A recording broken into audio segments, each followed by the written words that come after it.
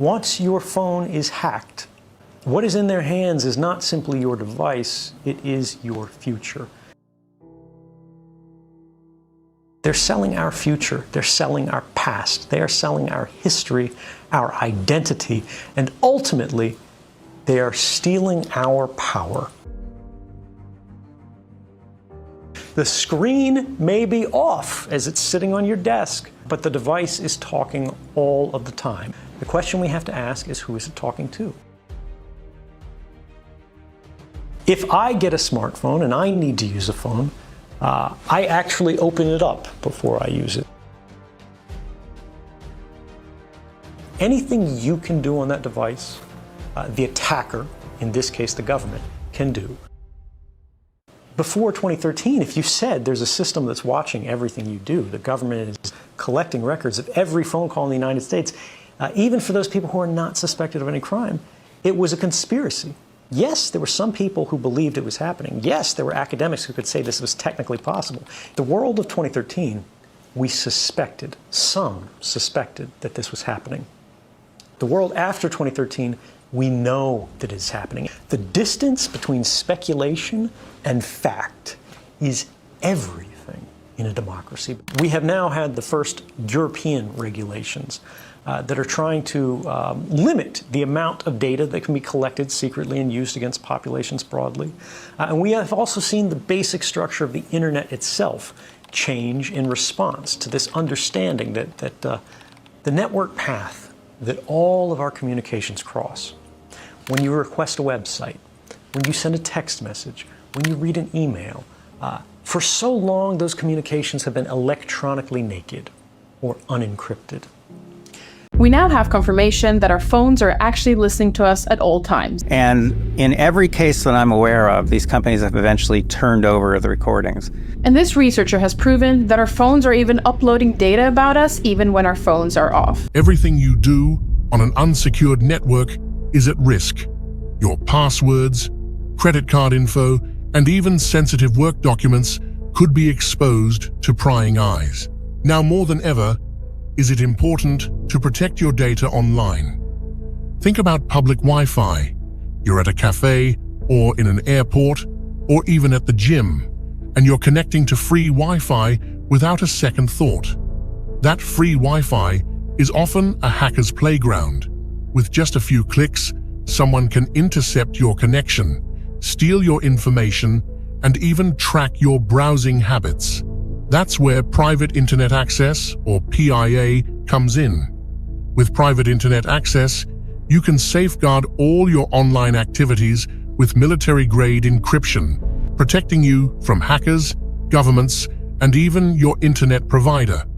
Plus, they have a strict no-logs policy, which means they don't track or store any of your browsing history, so your privacy stays private. One click and you're protected. No complicated setup required. That's why we use Private Internet Access. Get 83% off and 4 months free using our link for a limited time. You can click the link in the description to try it out today. Before 2013, more than half the world's internet communications were unencrypted. Now, far more than half are, measured by just web traffic from one of the world's leading browsers, the Google Chrome browser. The entire world has changed in the last few years. It hasn't gone far enough. The problems still exist. And in some ways, they've gotten worse. But we have made progress that would not have been possible if we didn't know what was going on. Hacking has increasingly become what governments consider a legitimate investigative tool. They use the same methods and techniques as criminal hackers. And what this means is they will try to remotely take over your device. Once they do this, by detecting a vulnerability in the software that your device runs, such as Apple's iOS or Microsoft Windows, they can craft a special kind of attack code called an exploit. They then launch this exploit at the vulnerability on your device, which allows them to take total control of that device. Anything you can do on that device, the attacker, in this case the government, can do. They can read your email. They can collect every document. They can look at your contact book. They can turn the location services on. They can see anything that is on that phone instantly and send it back home to the mothership. They can do the same with laptops. The other prong that we forget so frequently is that in many cases they don't need to hack our devices.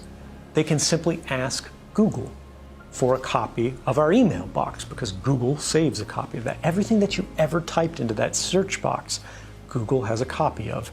Every private message that you've sent on Facebook, every link that you've clicked, everything that you've liked, they keep a permanent record of.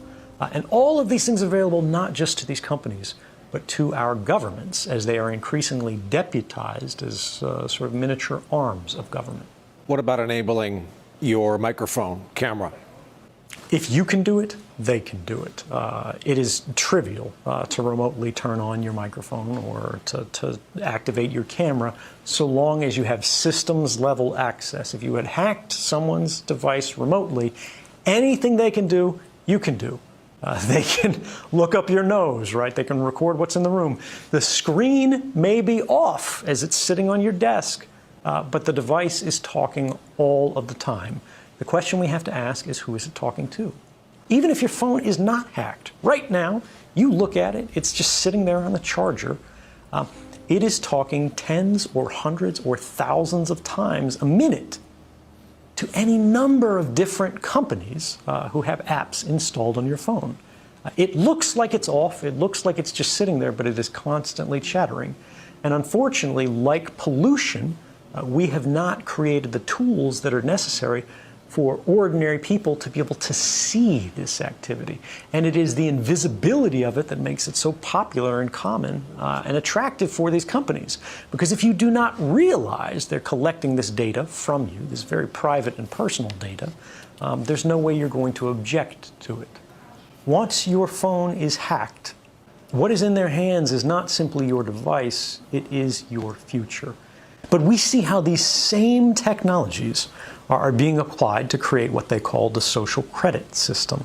If any of your activities online, if your purchases, if your associations, if your friends are in any way different from what the government or the powers that be of the moment would like them to be, you're no longer able to purchase train tickets. You're no longer able to board an airplane. You may not be able to get a passport. You may not be eligible for a job. You might not be able to work for the government. All of these things are increasingly being created and programmed and decided by algorithms. And those algorithms are fueled by precisely the innocent data that our devices are creating all of the time, constantly, invisibly, quietly, right now. Our devices are casting all of these records that we do not see being created, that in aggregate seem very innocent. You were at Starbucks at this time. You went to the hospital afterwards. You spent a long time at the hospital. After you left the hospital, you made a phone call. You made a phone call to your mother. You talked to her until the middle of the night. The hospital was an oncology clinic.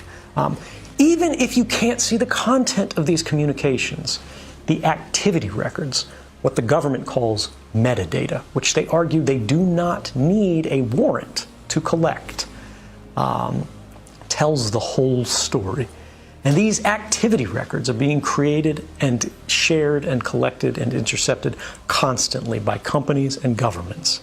And ultimately it means as they sell these, as they trade these, as they make their businesses on the backs of these records, what they are selling is not information. What they are selling is us. They're selling our future. They're selling our past. They are selling our history, our identity, and ultimately, they are stealing our power and making our stories work for them. If I get a smartphone and I need to use a phone, I actually open it up before I use it. I perform a kind of surgery on it to physically desolder or sort of melt the metal connections that hold the microphone on the phone. And I physically take this off. I remove the camera for the phone, and then I close it back up, I seal it up. And then if I need to make a phone call, I will attach an external microphone on it. And this is just so if the phone is sitting there and I'm not making a call, it cannot hear me. Now, this is extreme. Most people do not need this. But for me, it's about being able to trust our technology. My phone could still be hacked. My laptop could still be hacked. And just as I told you before, the same principles apply to me. If it is hacked, they can do anything to the device that I can do. So my trust in technology is limited.